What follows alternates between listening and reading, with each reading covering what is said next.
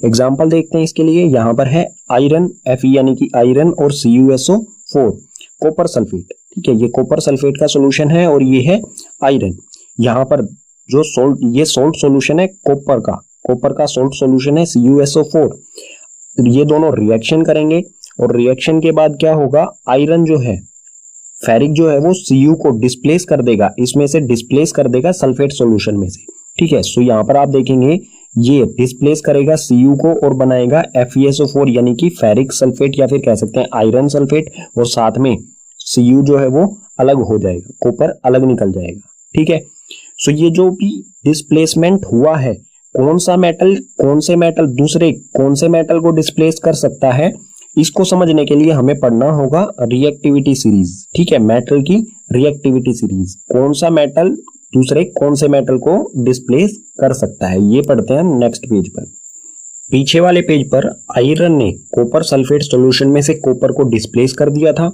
क्यों कर दिया था? क्योंकि आयरन हाई रिएक्टिव मेटल होता है और कॉपर लो रिएक्टिव मेटल होता है, तो हमेशा high reactive metal low reactive metal को डिस्प्लेस कर देता है उसी के सोल्ट सॉल्यूशन में से। ठीक है, अब कौन सा मेटल हाई रिएक्टिव है और कौन सा लो रिएक्टिव है, ये पता चलता है हमें रिएक्टिविटी सीरीज से। रिएक्टिविटी सीरीज क्या होती है? It is a list of metals arrange in the decreasing order of reactivity. ये मेटल्स की लिस्ट होती है जो कि डिक्रीजिंग ऑर्डर में उनकी रिएक्टिविटी को शो करती है। यानी कि जो लिस्ट होगी, ये सीरीज होगी, इसमें सबसे ऊपर हाई रिएक्टिव मेटल होगा और जैसे जैसे हम लिस्ट में नीचे की तरफ जाते जाएंगे वहां पर हमें लो रिएक्टिव मेटल्स मिलते जाएंगे। ठीक है, यहां पर एक पॉइंट यहां पर भी लिख दिया मैंने, reactivity decreases from top to bottom. Reactivity जो है वो डिक्रीज होती है टॉप से बॉटम, यानी कि जो ऊपर है वो हाई रिएक्टिव है, जैसे जैसे नीचे जाएंगे वहां पर लो रिएक्टिव मेटल्स आते जाएंगे। ठीक है, सो यहाँ पर मोस्ट रिएक्टिव मेटल, सबसे रिएक्टिव मेटल होता है K यानी कि पोटेशियम, सेकंड पे आता है सोडियम, थर्ड पे कैल्शियम, उसके बाद magnesium, aluminium, zinc, iron, lead, hydrogen, copper, mercury, silver और गोल्ड। ठीक है, इसमें जो ऊपर की तरफ है ये जो मेटल्स हैं ये हाईली रिएक्टिव मेटल्स हैं, सबसे ऊपर जो होगा वो उतना ही हाई रिएक्टिव होगा। जैसे जैसे इसमें हम नीचे जाएंगे रिएक्टिविटी जो है वो कम होती जाएगी। सो जो पीछे वाला रिएक्शन था आयरन और कॉपर सल्फेट का, सो पोजीशन देखते हैं हम यहाँ पर, आयरन की पोजीशन है ये और कॉपर की पोजीशन है ये। सो कॉपर क्या है? कम रिएक्टिव है आयरन से। ठीक है, कॉपर को कौन कौन से मेटल्स डिस्प्लेस कर सकते हैं जो भी इसमें ऊपर दिए गए हैं। यहाँ पर जो हाइड्रोजन है ये नॉन मेटल है। ठीक है, बाकी सभी मेटल्स हैं। सो कॉपर जो है, कॉपर को कौन कौन डिस्प्लेस कर सकता है? कॉपर से ऊपर वाले सभी मेटल्स। ठीक है, इसी तरह आयरन को कौन डिस्प्लेस कर सकता है? इससे ऊपर वाले सभी मेटल्स, यानी कि ये आयरन से ऊपर जो है वो सभी इसको डिस्प्लेस कर सकते हैं। ऐसा कौन सा मेटल है जिसको कोई भी डिस्प्लेस नहीं कर सकता? वो है रिएक्टिविटी सीरीज में सबसे ऊपर वाला मेटल यानी कि पोटेशियम। ठीक है, पोटेशियम किन किन मेटल्स को डिस्प्लेस कर सकता है? अपने सभी नीचे वाले को। ठीक है, जैसे यहाँ पर आयरन किस किस को डिस्प्लेस कर सकता है? इन सभी, आयरन अपने नीचे वालों को डिस्प्लेस कर सकता है और आयरन के ऊपर वाले आयरन को डिस्प्लेस कर सकते हैं। ठीक है, जो हाई रिएक्टिव मेटल होगा वो लो रिएक्टिव को डिस्प्लेस कर देगा। ठीक है, ये है रिएक्टिविटी सीरीज। चैप्टर में नेक्स्ट कॉन्सेप्ट आता है हमारा reaction of metals with non metals. Metals और नॉन मेटल्स का रिएक्शन किस तरह से करेंगे ये एक दूसरे के साथ। सो मेटल्स और नॉन मेटल्स के रिएक्शन को समझने से पहले हम कुछ पॉइंट्स को समझते हैं, उसके बाद देखेंगे ये रिएक्शन किस तरह से होगा। ठीक है, इसमें फर्स्ट पॉइंट है reactivity of elements is the tendency to attain a completely filled valence shell. जो भी एलिमेंट्स हो हमारे, चाहे वो मेटल्स हो या नॉन मेटल हो, वो सभी क्या करते हैं, उनमें एक टेंडेंसी होती है कि वो अपने वैलेंस शेल यानी कि लास्ट शेल जो होता है उसको कंप्लीट फिल करने की कोशिश करते हैं। ठीक है, एग्जांपल लेते हैं यहाँ पर एग्जांपल है इस पॉइंट का Na यानी कि सोडियम का एटॉमिक नंबर होता है 11, यानी कि इसमें इलेक्ट्रॉन्स की संख्या कितनी होती है? नंबर ऑफ इलेक्ट्रॉन्स होते हैं इसमें 11। सो जो भी इलेक्ट्रॉन्स होते हैं, सोडियम का इलेक्ट्रॉनिक कन्फिग्रेशन क्या होगा? इसके फर्स्ट शेल में हमेशा 2 इलेक्ट्रॉन्स होते हैं, सेकंड शेल में 8 इलेक्ट्रॉन्स होते हैं। यहां पर हम चेक करेंगे टोटल कितने हो गए, 2 और 8 हो गए 10। तो इसमें से 10 को माइनस करेंगे तो बचेगा एक इलेक्ट्रॉन, थर्ड शेल में आ जाएगा एक इलेक्ट्रॉन। ठीक है, सो इसका इलेक्ट्रॉनिक कॉन्फ़िगरेशन क्या हुआ, 2, 8 और 1। वैलेंस शेल जो है वो लास्ट शेल होता है। ठीक है, जरूरी नहीं है कि 3 शेल हो, किसी में 4 भी हो सकते हैं या 3 से कम भी हो सकते हैं। ठीक है, सो हमेशा लास्ट शेल में जो है वो फिल करने की कोशिश करता है, कंप्लीट फील्ड। और कंप्लीट फील्ड करने के लिए टोटल जो लास्ट हमेशा वैलेंस शेल में उसको टोटल 8 इलेक्ट्रॉन्स की जरूरत होती है। यहां पर कितना है, 1।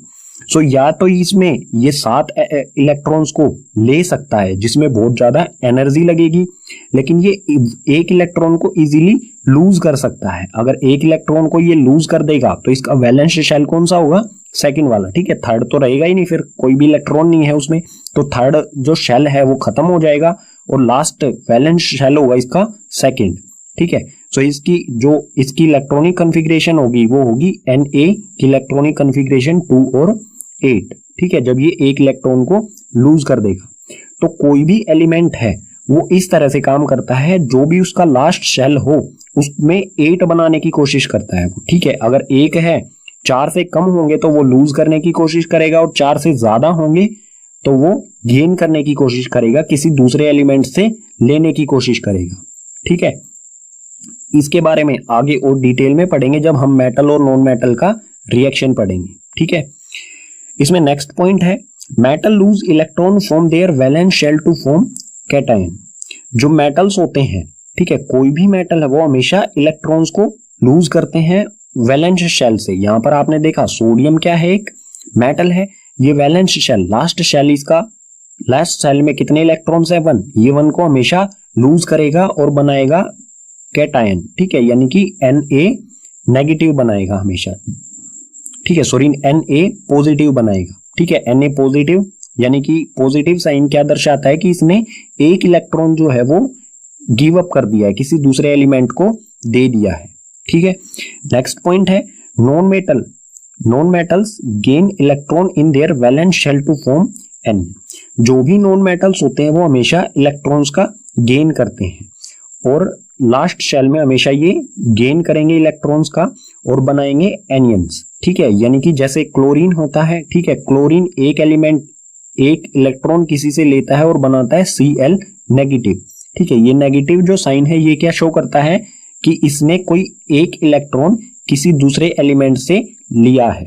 ठीक है, अब इस तरह का जो रिएक्शन होता है जिसमें मेटल लूज करता है और नॉन मेटल गेन करता है इलेक्ट्रॉन को। ठीक है, इसी तरह से इन दोनों में रिएक्शन होता है। ठीक है, मेटल जो है वो नॉन मेटल को गिव कर देता है, कुछ इलेक्ट्रॉन्स दे देता है उनके साथ रिएक्शन करते हुए। ठीक है, इस तरह का जो रिएक्शन होता है उसमें जो कंपाउंड बनता है सो उसे क्या कहा जाता है, the compound formed by the transfers of electrons from metal to non metal are called ionic compound और इलेक्ट्रोवैलेंट कंपाउंड। जो भी कंपाउंड बनेगा जब कोई मेटल इलेक्ट्रॉन ट्रांसफर कर दे, ठीक है, मेटल नॉन मेटल को इलेक्ट्रॉन ट्रांसफर कर दे, उसे कहा जाएगा आयनिक कंपाउंड या फिर कह सकते हैं इलेक्ट्रोवैलेंट कंपाउंड। ठीक है, ये कंपाउंड हमेशा बनेगा मेटल्स और नॉन मेटल्स के रिएक्शन में।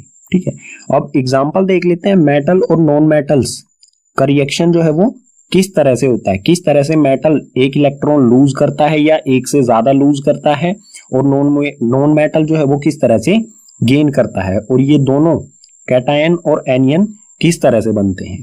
ठीक है, मेटल और नॉन मेटल का जो रिएक्शन होता है यानी कि आयनिक कंपाउंड जो बनता है वो किस तरह से बनता है उसका एक एग्जांपल ले लेते हैं। सो इसमें एग्जांपल ले रहे हैं हम फॉर्मेशन ऑफ NaCl यानी कि सोडियम क्लोराइड किस तरह से बनता है। सो Na होता है सोडियम, ठीक है, और Cl होता है क्लोरीन। Na का इलेक्ट्रॉनिक कॉन्फ़िगरेशन होता है 2, 8 और 1 और Cl का होता है 2, 8 और 7। ठीक है, इसके वैलेंस शेल में एक इलेक्ट्रॉन होता है और इसके वैलेंस शेल में 7 इलेक्ट्रॉन होते हैं। सो हम इसे बनाएंगे इस तरह से Na, इसके वैलेंस शेल यानी कि लास्ट शेल में कितने इलेक्ट्रॉन, 1। ठीक है, इसे हम एक डॉट से शो कर सकते हैं। और इसी तरह क्लोरीन के वैलेंस शेल में कितने इलेक्ट्रॉन्स, 7। सो इसे हम क्रॉस से शो करेंगे 1, 2, 3, 4, 5, 6 एंड 7। ये हो गए क्लोरीन के इलेक्ट्रॉन्स और ये हो गया एक सोडियम का इलेक्ट्रॉन। सोडियम इलेक्ट्रॉन क्या करेगा, ये अपने वैलेंस शेल को कंप्लीट करने की कोशिश करेगा। इसको 7 की जरूरत है, लेकिन 7 लेने में तो बहुत ज्यादा एनर्जी लगेगी, इसलिए ये क्या करेगा, एक को इजीली लूज कर देगा और ये लूज करेगा, वो जो इलेक्ट्रॉन है वो क्लोरीन को दे देगा। ठीक है, ये इलेक्ट्रॉन आ गया यहाँ पर क्लोरीन के पास। जो भी ये इलेक्ट्रॉन देगा, देने वाला हमेशा क्या होता है, पॉजिटिव होगा और लेने वाला हो जाएगा नेगेटिव। ठीक है, और ये बनाएगा यहाँ पर NaCl। ठीक है, इसको अगर हम इक्वेशन की फॉर्म में लिखेंगे तो किस तरह से लिखेंगे, ये है सोडियम, ये Na पॉजिटिव, इसके इलेक्ट्रॉनिक कॉन्फ़िगरेशन है 281। एक इलेक्ट्रॉन ये लूज कर दिया इसने, यहां से एक इलेक्ट्रॉन लूज किया, पॉजिटिव चार्ज आ गया इस पर और ये बचा यहाँ पर 28 और एक इलेक्ट्रॉन यहाँ पर आ गया अलग से। ठीक है, जो इलेक्ट्रॉन होगा अलग से निकला वो होगा नेगेटिव चार्ज। ठीक है, एक इलेक्ट्रॉन आ गया। अब ये जो एक इलेक्ट्रॉन है ये कहां पर जाएगा, ये जाएगा क्लोरीन के पास। यहाँ पर है क्लोरीन, इसका इलेक्ट्रॉनिक कॉन्फ़िगरेशन 287 और इसमें एक इलेक्ट्रॉन प्लस कर देंगे, ये वाला नेगेटिव इलेक्ट्रॉन इसमें प्लस कर देंगे तो ये बन जाएगा क्लोरीन नेगेटिव। ठीक है, इसका इलेक्ट्रॉनिक कॉन्फ़िगरेशन हो जाएगा 288। ठीक है, और इस पर चार्ज क्या होगा, नेगेटिव, क्योंकि इसने एक इलेक्ट्रॉन कहां से लिया है, किसी से। जो भी किसी से लेगा तो उसका नेगेटिव चार्ज, जो किसी को इलेक्ट्रॉन देगा उस पर पॉजिटिव चार्ज। ठीक है, एक और एग्जांपल देख लेते हैं मेटल और नॉन मेटल के रिएक्शन में। AlCl2 यानी कि एल्यूमिनियम क्लोराइड किस तरह से बनता है। सो एल्यूमिनियम जो होता है उसका इलेक्ट्रॉनिक कॉन्फ़िगरेशन होता है 282। ठीक है, यानी कि इसका एटॉमिक नंबर क्या होता है, 12। ठीक है, और क्लोरीन का हम पहले ही पता है हमें 2, 8 और 7। सो क्या होगा इसमें, एल्यूमिनियम के वैलेंस शेल में कितने इलेक्ट्रॉन है, 2। सो ये बनाएंगे हम एल्यूमिनियम, इसके वैलेंस शेल में ये 2 इलेक्ट्रॉन्स, ये डॉट जो बनाए ये हो गए 2 इलेक्ट्रॉन्स। इसी तरह क्लोरीन के वैलेंस शेल में 7 इलेक्ट्रॉन्स जो हम क्रॉस से शो कर रहे हैं। ठीक है, सो ये हो गए 7 इलेक्ट्रॉन्स क्लोरीन के। अब जो एल्यूमिनियम है ये एक इलेक्ट्रॉन तो क्लोरीन को दे देगा। अब क्लोरीन का इलेक्ट्रॉनिक कॉन्फ़िगरेशन तो हो गया पूरा, 8 इसमें पूरे हो गए, लेकिन अभी भी इसके पास एक इलेक्ट्रॉन बचा, तो ये क्या करेगा, एक और क्लोरीन होगा उसको दे देगा। ठीक है, यानी कि एल्यूमिनियम जो है वो 2 क्लोरीन के साथ रिएक्शन करेगा। ये दूसरा क्लोरीन जो एक इलेक्ट्रॉन है ये इसको दे देगा। ठीक है, सो ये हो जाएगा, इस पर चार्ज हो जाएगा, जब ये 2 इलेक्ट्रॉन्स को दे देगा तो हो जाएगा 2 पॉजिटिव और क्लोरीन एक नेगेटिव चार्ज इस पर और एक इस पर। इसे इक्वेशन की फॉर्म में हम इस तरह से लिख सकते हैं, यहाँ पर ये लाइन लगा देता हूं मैं, इस तरह से लिख सकते हैं एल्यूमिनियम 2 इलेक्ट्रॉन ये लूज करेगा। ठीक है, इसका कॉन्फ़िगरेशन क्या है, 2, 8 और 2। यहाँ पर ये 2 इलेक्ट्रॉन लूज करने के बाद हो जाएगा 2 और 8 और 2 इलेक्ट्रॉन यहाँ पर आ जाएंगे। ठीक है, ये आ गए 2 इलेक्ट्रॉन अलग से। अब क्लोरीन क्या करेगा, क्लोरीन जो है क्लोरीन एक इलेक्ट्रॉन के साथ रिएक्शन करेगा, एक क्लोरीन एक इलेक्ट्रॉन के साथ। सो क्लोरीन है ये 2, 8, 7, एक इलेक्ट्रॉन इसमें जोड़ देंगे तो ये हो जाएगा Cl 2, 8 और 8, इस पर हो जाएगा नेगेटिव चार्ज। और ये ऐसे ऐसे 2 क्लोरीन जाके एल्यूमिनियम के साथ रिएक्शन करेंगे। ठीक है, मेटल और नॉन मेटल के रिएक्शन से जो भी हमारा आयनिक कंपाउंड होता है उसकी कुछ प्रॉपर्टीज देखते हैं। So properties of ionic compounds, इसमें पहले है physical nature of ionic compound. ये कैसे होते हैं, they are solid and hard, generally brittle. जो भी आयनिक कंपाउंड्स होते हैं वो सॉलिड होते हैं और हार्ड होते हैं। हार्ड होने के साथ साथ ये ब्रिटल होते हैं, यानी कि इजीली ब्रेकेबल। जिस तरह से मार्बल्स होते हैं, कंचे, वो हार्ड होते हैं, लेकिन जब हम हैमर से स्ट्राइक करते हैं मार्बल्स पर वो इजीली ब्रेक भी हो जाते हैं। तो जो आयनिक कंपाउंड्स होते हैं उनकी प्रॉपर्टीज कुछ वैसी ही होती हैं, हार्ड के साथ साथ इजीली ब्रेकेबल। ठीक है, नेक्स्ट है melting and boiling point. Ionic compounds का मेल्टिंग और बॉइलिंग पॉइंट की बात करें, they have high melting and boiling point. Melting point भी इनका हाई होता है और बॉइलिंग पॉइंट भी हाई होता है, दोनों चीजें, मेल्टिंग पॉइंट और बॉइलिंग पॉइंट दोनों हाई होते हैं। नेक्स्ट है solubility, soluble in water but not in kerosene, petrol, ETC। जो भी आयनिक कंपाउंड्स होते हैं वो वाटर में तो सोल्यूबल होते हैं, बट केरोसिन और पेट्रोल जैसे पदार्थ होते हैं, हमारे मैटर होते हैं, इनमें ये सोल्यूबल नहीं होते हैं। नेक्स्ट है कंडक्शन ऑफ इलेक्ट्रिसिटी। इलेक्ट्रिसिटी को कंडक्ट करते हैं या नहीं। कंडक्ट करने का मतलब होगा कि ये गुड कंडक्टर है, ठीक है, और कंडक्टर ना करने का मतलब होगा पुअर कंडक्टर, यानी कि इनमें इलेक्ट्रिसिटी ट्रांसफर होती है या नहीं एक जगह से। They conduct electricity in molten state and solution form but not in solid state. अगर ये मोल्टन स्टेट में है यानी कि पिघली हुई अवस्था में है तो ये इलेक्ट्रिसिटी को कंडक्ट करेंगे, ठीक है, मोल्टन स्टेट में कंडक्ट करते हैं इलेक्ट्रिसिटी को, और सॉल्यूशन की फॉर्म में है तो भी इलेक्ट्रिसिटी को कंडक्ट करते हैं। लेकिन सॉलिड स्टेट में अगर है, आयनिक कंपाउंड कोई सॉलिड स्टेट में है तो वो इलेक्ट्रिसिटी को कंडक्ट नहीं करता है, सिर्फ मोल्टन और सॉल्यूशन स्टेट में ही ये इलेक्ट्रिसिटी को कंडक्ट करते हैं, यानी कि एक